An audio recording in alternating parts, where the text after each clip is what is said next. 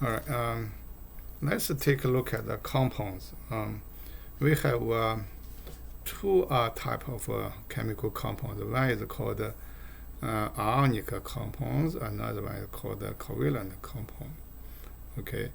Ionic compounds in nature exist in form of positive ions and negative ions. Positive ions are called cations, and negative ions are called anions.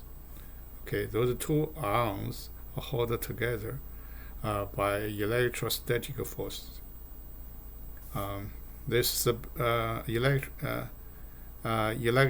electrostatic force is electronic attractions between oppositely charged ions.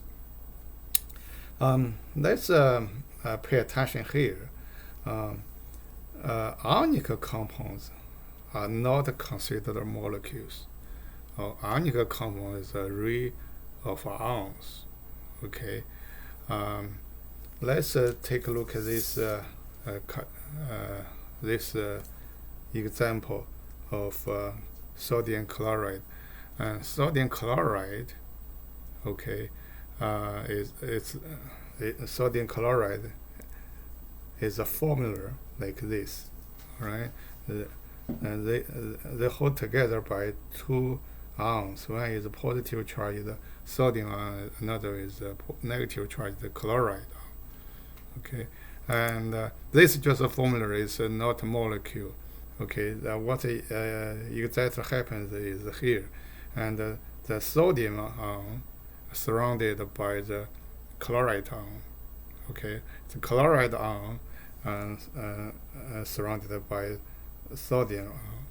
Okay, those ions has a equal attraction, okay, to the opposite ions, like this, the sodium positive ion in this example surrounded by four chloride ions, and the four chloride ions has the same interactions, same attractions to the sodium ion. So this is a array of ions. It's a crucible.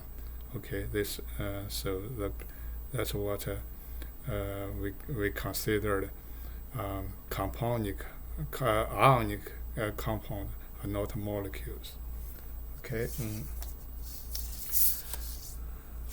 Okay. Another thing is is about ionic compound. Is ionic compound must be neutral.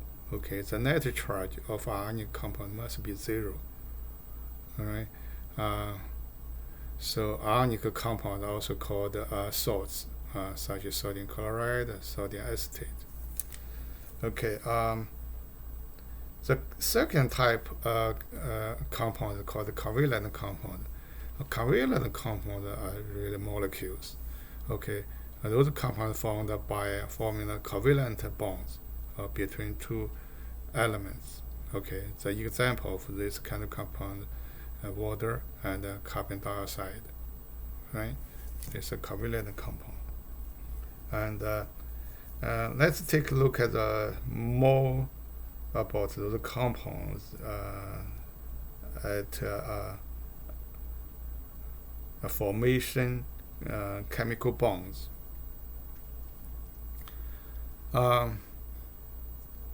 Chemical bonds.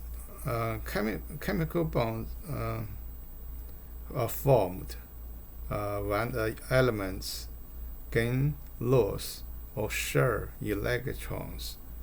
Okay, to attain electronic configuration of noble gases closer to them in periodic table. Okay, that's how the chemical bonds formed. Bonding involves only valence electrons. Okay, means the electrons on the outermost shell. So there are two types of chemical bonds. One is ionic bonds, one is called covalent bonds. Ionic bonds form ionic compound. Covalent bonds form the covalent compound. Okay, Ionic compounds results from electron transfer, okay, between two elements, okay, in which a metal atom loses electrons and become positive ion, and non-metal ion gain electrons, become negative ion. Right? Then this ionic bond, okay, involve the two type of atoms. One is a metal ion, metal atom. Another one is a non-metal atom. Okay, to form ionic bond, okay, involves electron transfer between metal atom to and the non-metal atom. Okay, and the covalent bonds results from electron sharing between two non-metal atom or non-metal atom and metalloid. Okay, covalent bond formed by electron sharing, and ionic bond formed by electron complete transfer. Okay. The last thing, let's take a look at this formula, chemical formula of a compound. How can we write a formula?